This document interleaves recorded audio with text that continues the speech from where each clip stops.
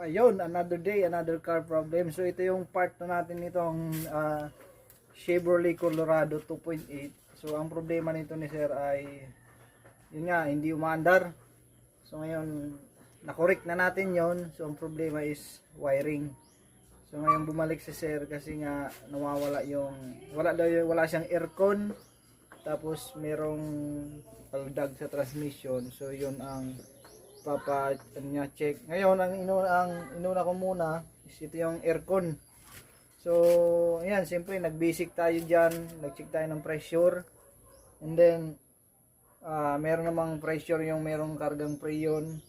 Then siyempre check din tayo ng compressor. So halos lahat chinek natin, goods yung niya, yung system. Ang problema lang is yung electrical side niya. So upon checking, siyempre nag-basic tayo galing sa fuse, relay, then wire. So medyo nahirapan tayo dito kasi una-una wala tayong wiring diagram. So bali bye-bye talaga ng nag-bye-bye tayo ng mga wires.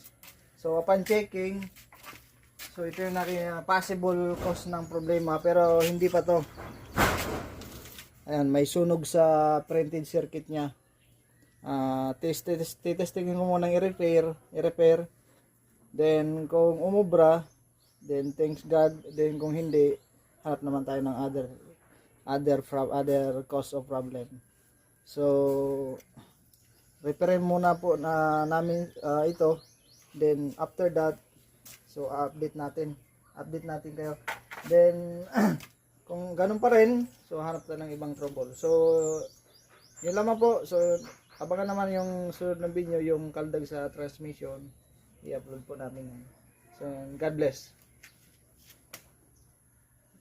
Shoutout nga pala sa may-ari nito, kay Sir Mirabel, yung taga Daraga. Shoutout sir. Yan yung mga friends natin dyan.